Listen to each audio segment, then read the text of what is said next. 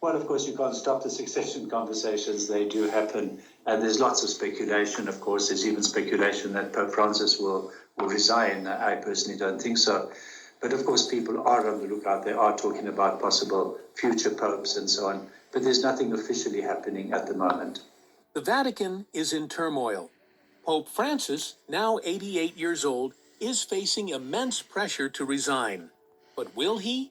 Or will he defy expectations and hold on to the papacy until the very end? No, per il momento no. For the moment, no, really. But the time will come when I see that I can't do it. Ok.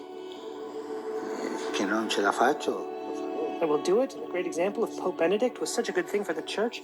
He told the popes in time to stop. Today, we uncover the real story behind the calls for his resignation, the political battles within the Church, and why Pope Francis himself might refuse to step down. Stay with us to the end. For years, Pope Francis has been a figure of both admiration and controversy.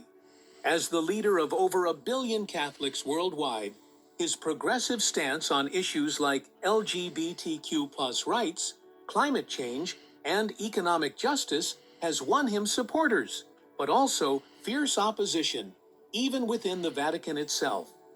Now, at 88 years old, his health is becoming a major concern. Recent hospitalizations, visible struggles with mobility, and moments of fatigue during public appearances have fueled speculation that the time for him to step down may be approaching. Even some of his closest advisors believe the Church needs younger, stronger leadership to navigate the challenges of the modern world. Pope Francis himself has acknowledged his declining strength, even joking at times about his limitations. But behind the scenes, there is a growing push from within the Vatican to convince him that resigning, like his predecessor, Pope Benedict XVI, did in 2013, would be the right choice. Unlike past popes, Benedict made history when he voluntarily stepped down due to declining health. His decision set a precedent, making it possible for future popes to step aside when they could no longer physically handle the demands of the role. But will Pope Francis follow suit? The answer is not so simple because beneath the surface, a power struggle is unfolding inside the Vatican. While many focus on Francis's age and health, there are deeper forces at play.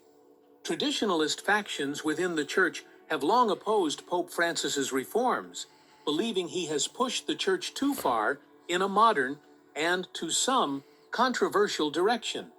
His efforts to modernize Church teachings and promote inclusivity have clashed with conservative bishops who see his leadership as a radical departure from centuries-old doctrine.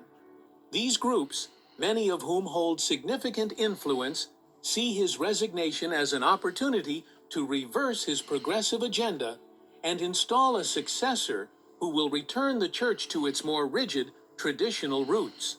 But Pope Francis is not one to be easily swayed.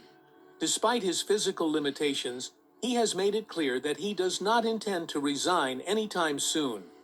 He has repeatedly stated that he believes the papacy is a lifelong commitment. Unlike Benedict XVI, he does not view resignation as a standard practice, but rather as an extraordinary measure that should only be taken in rare cases.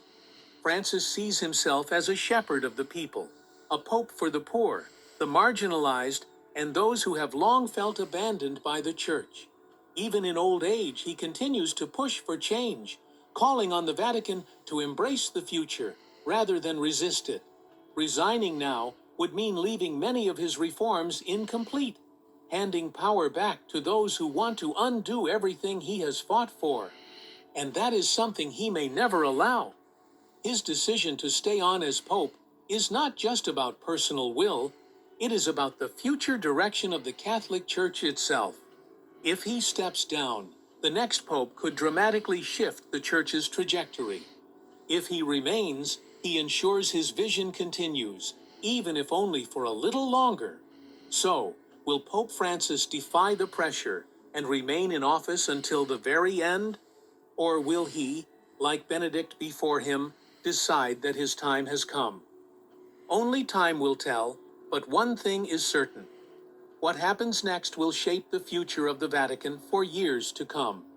What do you think? Should Pope Francis step down, or should he continue his mission despite the challenges? Let us know in the comments below.